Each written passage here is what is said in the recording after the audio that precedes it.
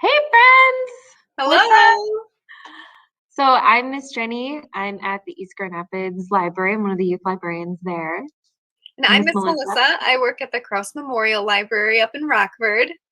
Awesome. So we're here tonight to talk to you about our favorite new nonfiction publications for elementary age kids.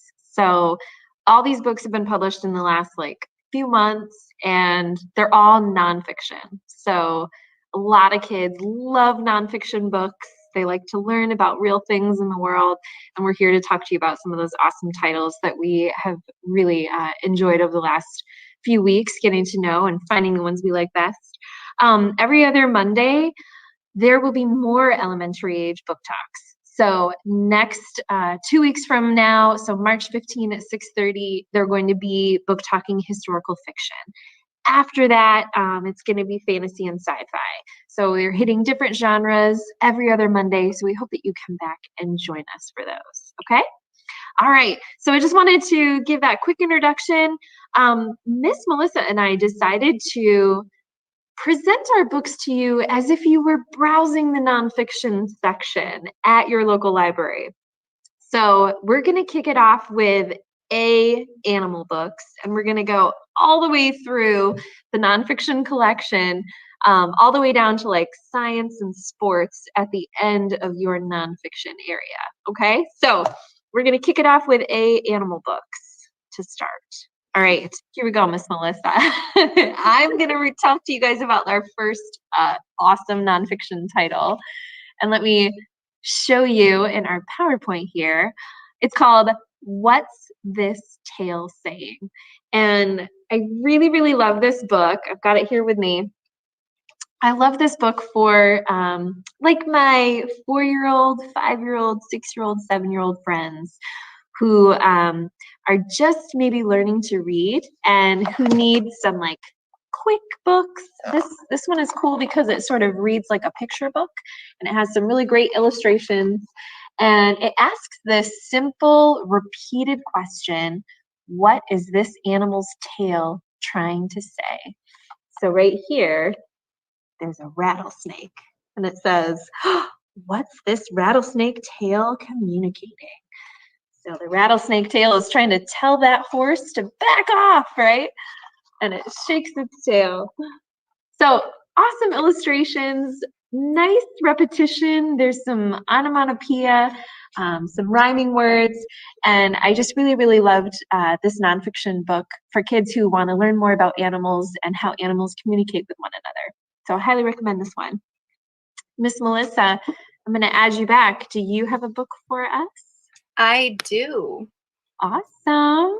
So my first animals book is called The Truth About Butterflies by Maxwell Eaton III.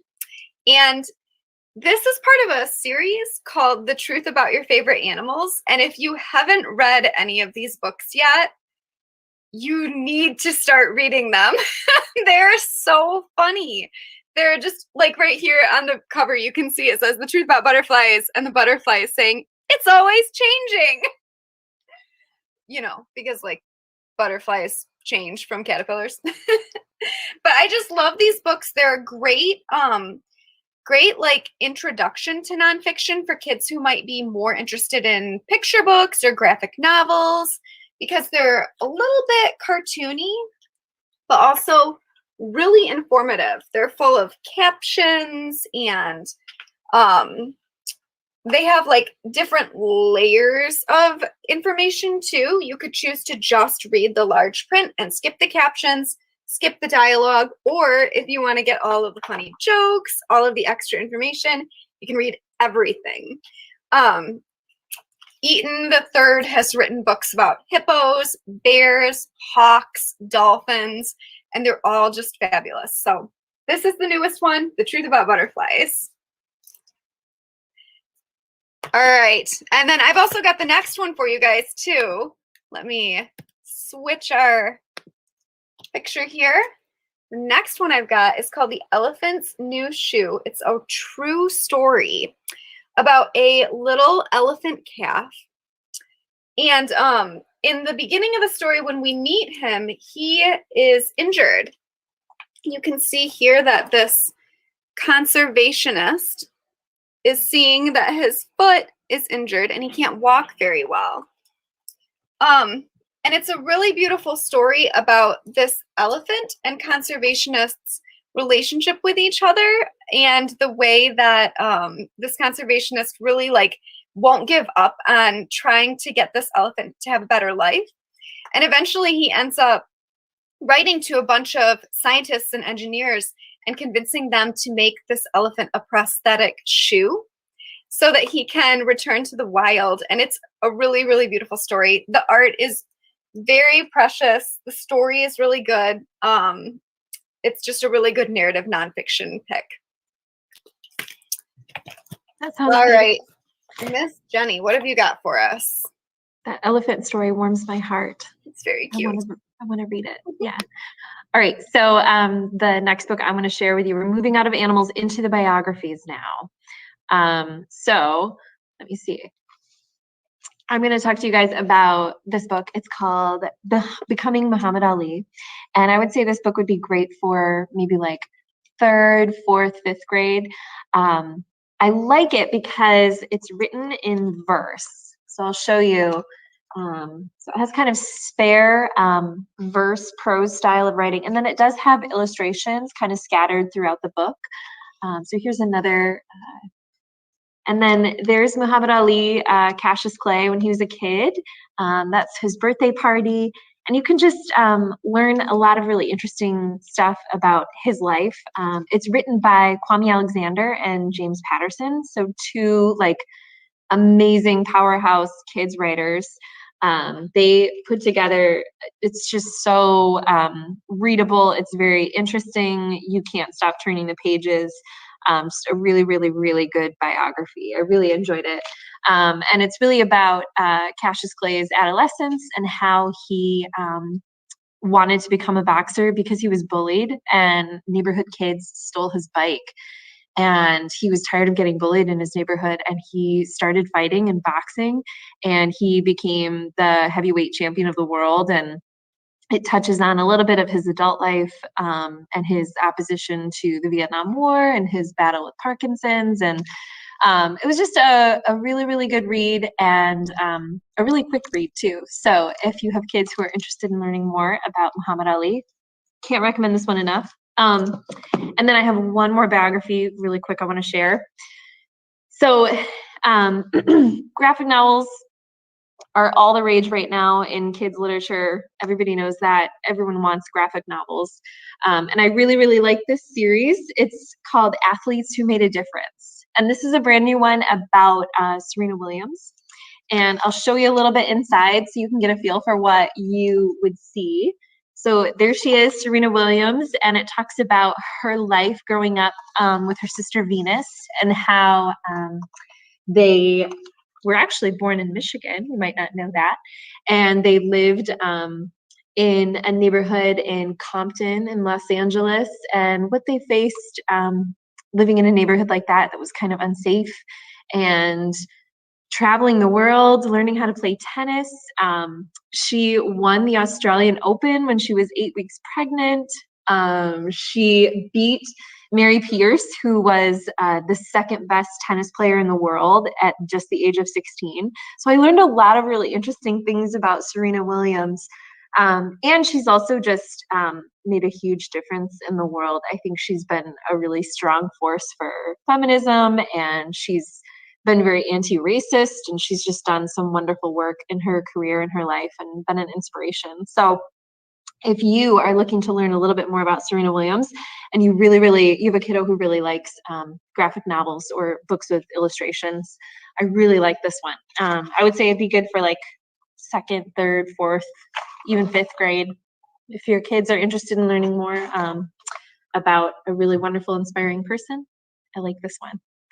All right, I think, Miss Melissa, do you have a biography for us? Let me try to bring you back here. Hey. I do. Awesome. Yes, and I love graphic novel biographies. I'm glad that you found one you really liked. Yeah, and it was just published, and there's lots of others in this series. It's a cool series, so yeah. All right, so the biography that I've got for you guys is called Joey, and it's about our brand new president, President Joe Biden. And this one came out a little bit more than 6 months ago. It was published in 2020, and it is written by his wife, Dr. Jill Biden, which I think is so sweet that she wrote an autobiography picture or a biography picture book for her husband. But if you would like to know more about our president and what his childhood was like, the things he liked to do, the people that he hung out with, and especially some of the reasons why he wanted to go into politics and make a difference in the world, this is a great book. It focuses a little bit on how he liked to play sports as a kid and how he was always saying, "Give me the ball." And then as he got older, the ball becomes more of a metaphor for like an opportunity to enact change in the world. And it also outlines some of the places that he saw needs for change. So I recommend this one. It's a great, fresh, new picture book biography. And then the other picture book biography I wanted to recommend, I actually couldn't even get a copy of because it's so popular right now. But we got a picture of it on screen. It's called Kamala Harris, Rooted in Justice, and it's by a really well-known children's author, Nikki Grimes. And it's beautifully illustrated. Again, it's a great introduction for kids who are, looking for a little bit more information about our new vice president and who she is, where she came from, why she wanted to make a difference in the world. It's really, really beautiful. It focuses very much on her search for justice and constant search for ways that she can make our country a better place for everybody who lives in it. It's very, very well done. So if you want to get it, you'll have to put it on hold, but it is worth the wait. All right, so now we're going to move on to games. And I've got a game book for you guys. This is probably the oldest book we're going to talk about today. How many people out there like to play Minecraft? I have a few Minecrafters in my house, and Mojang, the company that makes Minecraft, has published so many guides. They've got a whole series like guides to creative mode, guides to survival mode, guides to redstone, ocean survival. But if you want a really good, well-illustrated guide for someone just getting started with Minecraft, Minecraft for Beginners is an essential read. It's got basically all the basics, like you would expect. Your first day, what to expect, all the different elements of just getting started in Minecraft, different things that you'll encounter and how to make sense of them and get started. So if you are starting out with Minecraft for Beginners. So what age is that one, Miss Melissa? That Minecraft book? Like what age would you say? So curious. My kindergartner was reading this. Oh, cool. But I think that it's really well balanced between like large pictures and really like detailed text. So I would say that, really like if they are starting to read independently, it's not too difficult. And cool. I would read this if I had questions, like basic questions about Minecraft. So it's a really good all ages book, in my opinion. What's cool about nonfiction books too is like you can just look at the illustrations. You can just kind of page through them. You don't need to read the book like front to back, right? I love that about nonfiction for kids. So yeah. Okay, real quick, I'm going to mention another games book too. Let me see here. So the book I want to mention is called Epic History. It's Lego Epic History. So if you have a kiddo who might want to see maybe a saber-tooth Lego, for instance, right here, learn more about Neanderthals, but with Lego people as the illustration. This is a great book for you. So it kicks off with early human history, and then it goes all the way through ancient Egypt. I've got a picture of the Taj Mahal built in Legos, but it has you can see these just really quick, brief chunks of information. You can learn more about just human history, and each page will take you all the way through up to current times. It has a nice glossary in the back for like unfamiliar new vocabulary words, and an index too, so you can look up some interesting stuff. And then it also has like suggested pieces. So if you have a good Lego collection at home, you can even try to create some of your own Lego creations, like your own little Lego Sphinx. It'll kind of tell you how to build that. So really cool book. Another really good one to just page through and look at the illustrations and just get a nice, fun, brief overview of history. So if you have a kid interested in history and Legos, I can't recommend this one enough. Moving out of games in the nonfiction collection, we are going to get into the life section of nonfiction. So life is kind of like the books about yourself and your body and your emotions and what you're feeling. And this book series has just come out in the last year, and I really loved it. It's called Consent for Kids, and it's just very short comics, and they're really funny. And it helps kids understand in really bite-sized, funny comics that they are 100% in control of their body, and that they can still be social and establish some boundaries and talk about what they are and are not comfortable with. So I'll show you this little comic here. It says, when Aunt Gladys says, "Come here, I want to pinch and kiss those little cheeks," guess what? You still decide. So you can say, "Aunt Gladys, I think I just want to give you a high five instead." And it has like some great little illustrations that kind of help kids understand how to take control of their bodies and provide consent, and also how to be a good friend if they have a friend who's establishing a boundary, how to respect those boundaries. So I really, really, really, really, really like this series. I think it's great for like first, second grade. And then I think, Miss Melissa, you have another one written by the same author, right? I do. Great minds must think alike, Miss Jenny. Yeah. So this same author, Rachel Bryan, also just published the Worry Less book. And if you have a kid who is maybe struggling a little bit with anxiety, you may have noticed there's a lot published for like the preschool crowd about stress and anxiety. And then there's also a lot published for the tween and teen crowd. I've had trouble finding good books for the elementary school crowd, and this book totally fits the bill. It's great, again, for like the first, second, third grade crowd. It's also great for kids like The Truth About Butterflies, great for kids who are into graphic novels because it's got like web comic style illustrations. But it has like chapters. Each chapter is dedicated to a different element of living with stress or anxiety. I'm just opening up to the chapter called Worry in the Way.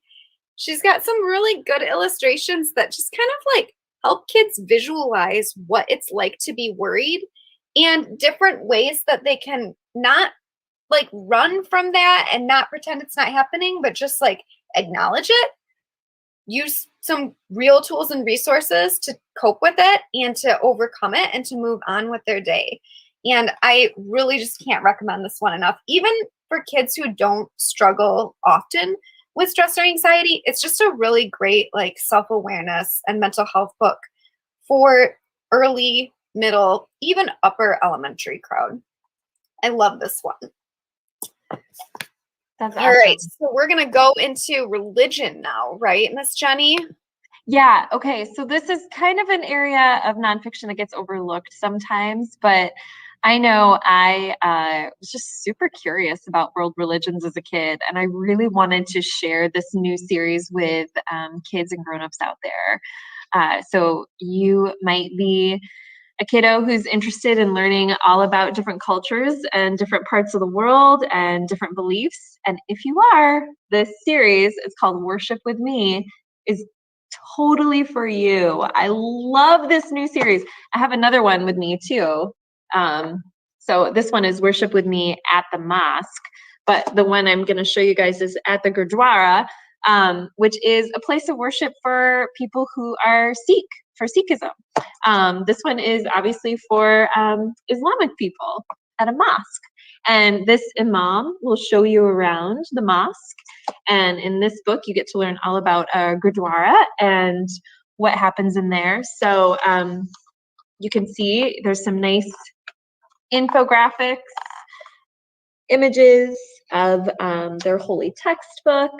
And then there's nice pictures of what you might find inside of a Gurdwara. And then they talk about like Sikh people. So if you see a little boy with a patka or a man with a turban, they might be Sikh.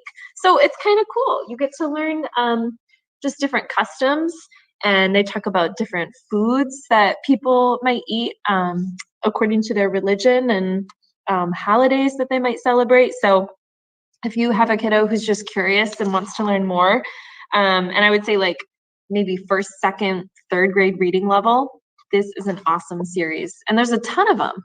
There's one, well, you can see on the back here, there's all different religions in this series. So check it out. It's called Worship with Me. All right, let me think here. What's our next one? I think we're going to talk about science now. Yeah. Earth Hour. So you may not be aware of this, but March 27th, it's a Saturday night. It's coming up from 8:30 to 9:30 in the evening. Millions of people all around the world turn off their lights in their house for 1 hour.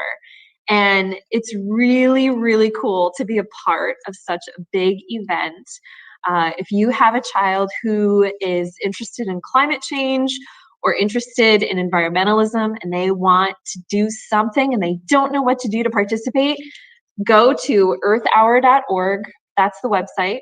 You can sign a pact to participate in Earth Hour, and you can turn your lights off during that hour. I mean, every light in the house, you can just like read by candlelight or sing songs as a family. I don't know, but it's really, really cool to be part of something that is really powerful and that millions of people all around the world are doing together on that same day. So this is a great book. It just is a very brief, simple explanation of what Earth Hour is. You can see it's a lot like a picture book. You can read it with your little ones and explain to them the importance of Earth Hour and what it means to participate. And it says, this is why on Saturday night at 8:30 sharp, near the equinox in March, on every continent, millions of people join together in quiet celebration to turn off their lights. So really spare, inspiring text. I loved this book, and I think it's going to really help Earth Hour gain even a bigger following in the world. So really cool book about this very special event. And I think it's a great way to introduce discussions about climate change and about environmentalism for some of you younger kids out there.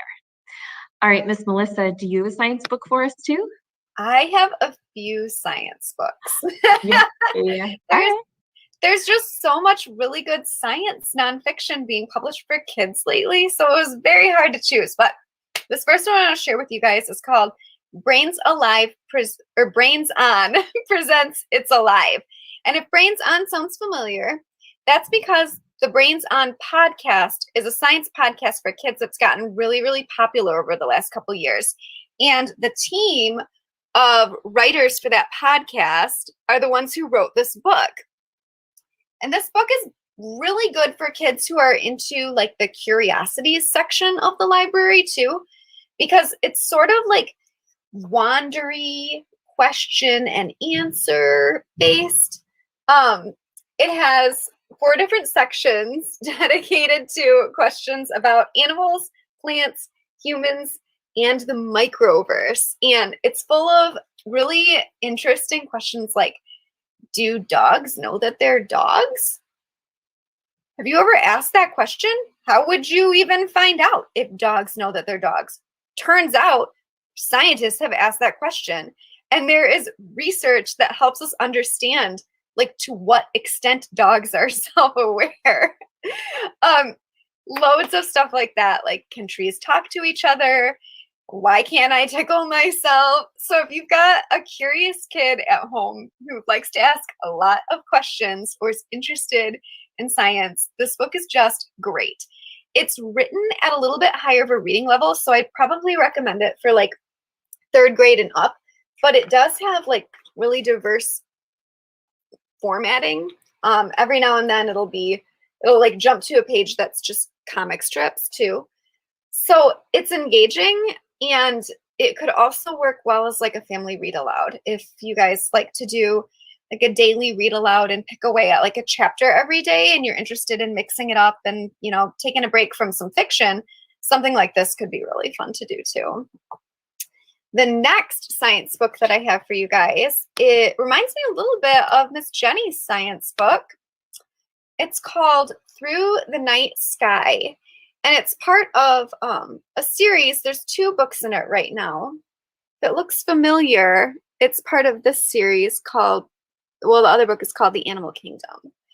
And there are a lot of really good stargazing books out there, and this one looks like a stargazing book, but do not be deceived, because it's actually 14 different stories that all take place underneath the night sky, and only a couple of those have anything to do with stars. It is really beautifully illustrated and walks you through things like what animals you would find in the sky at night, or what flowers bloom only at night, the moon that you see in the sky at night, really beautiful things like that. Even some holidays that we celebrate at night, like New Year's. Again, this would make a really good nightly bedtime read. If you did one a night, it would take you 2 weeks to get through it. So again, if you're looking to mix up your bedtime reading, this would be a good one. And then the last science book I have for you guys, I don't know about you, but I was really excited about Perseverance landing on Mars this past week. And unfortunately, there hasn't been a children's book written about this new little Mars rover, but we've got one about Curiosity. And this is really well done. It's also huge. It's hard for me to fit it on the screen. But it's a great book for kids who are interested in life or in, you know, the experience of searching for life on other planets, or who are just interested in what NASA's been up to lately. It's also a good all ages nonfiction read. I recommended it recently as a book that will delight at story time or provide some pretty good information for an elementary school research project. It's really got both going on. And the illustrations are really beautiful. Again, it could be read in one night over the course of a few different nights. It's just a really, really well done narrative story about Curiosity, our little Mars rover. All right, Miss Jenny, I think you've got another book for us, right? Okay, I do. And we're almost to the end. This is our last book. So I like that you had 3 science books. Science nerd over here. I dig that.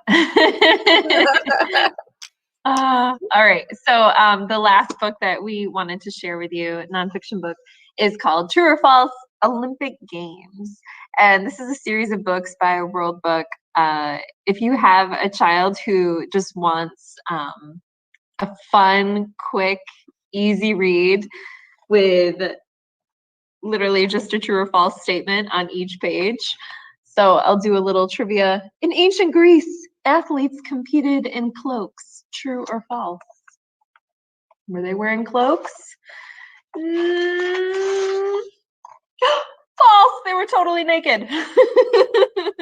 So kind of interesting fun facts for kids to learn. And it's all about the Olympics, to try to, you know, get you geared up and excited about the Summer Olympics that didn't happen last summer and hopefully will be happening this summer.